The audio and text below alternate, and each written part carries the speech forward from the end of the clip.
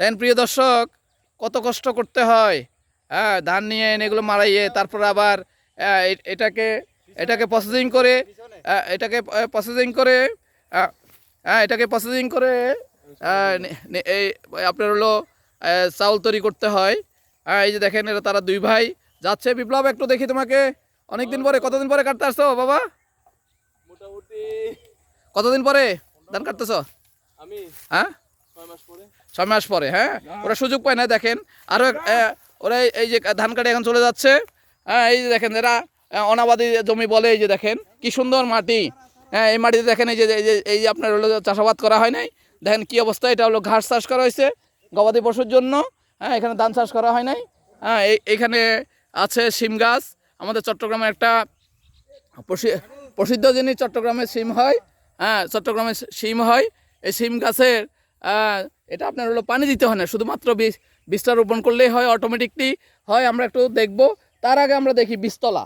হ্যাঁ, আমাদের এখানে পুকুর পাড়ে বীজতলা আছে। এটা কিসের কি গাছ গো? হ্যাঁ বাবা, ফুলকপি। ফুলকপি না? দেখেন, ফুলকপি বাঁধাকপির বীজতলা।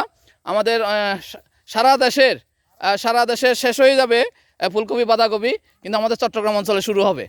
হ্যাঁ, অর্থাৎ তখন সারা দেশের চাহিদাটা এখান থেকে, চট্টগ্রাম অঞ্চল থেকে পূরণ করা হয়। অনেক অনেক গাছ আছে, মাত্র এগুলো বীজতলা থেকে নিয়ে এটা জমিতে রোপণ করা হবে। জমিতে রোপণ করা হবে।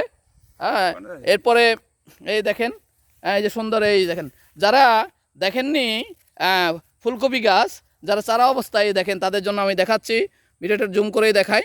এটা পুরা, হ্যাঁ, এই যে যেখান থেকে নিয়ে গেছে, কিছু পড়ে আছে, তার মতো করে পড়ে আছে, যেটা সোজা নেই, যেটা দেবে ভালো ফুলকপি বীজ হবে না, সেটা নিয়ে গেছে। এটা আমাদের এই পুকুর পাড়ে এই চাষগুলা হচ্ছে। হ্যাঁ, এই চাষগুলা হচ্ছে। এই যে পাকা ধান, পাকা ধানের ক্ষেত। এদিকে দেখেন একটা বাড়ি। দেখেন এভরিওয়ান, বাচ্চারা কি সুন্দর আনন্দ করতেছে, খেলাধুলা করতেছে। গ্রামে আসলে গ্রামের আনন্দটাই অন্যরকম।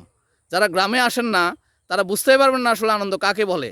হ্যাঁ, যারা শহরের চার দেওয়ালের মধ্যে বন্দি, যারা আমরা কর্মজীবন নিয়ে ব্যস্ত, আমাদের নিরুপায়, কিন্তু আমরা আসলে বাচ্চাগুলাকে আসলে ফার্মের মুরগির মতো, যেভাবে ফার্মের মুরগি যেভাবে ভালো, যে আমাদের একটা দেখেন বিচ্ছিন্ন একটা ফার্ম ছিল ওইদিকে, বিচ্ছিন্ন অবস্থায় পড়ে আছে ভেঙ্গে চুরে।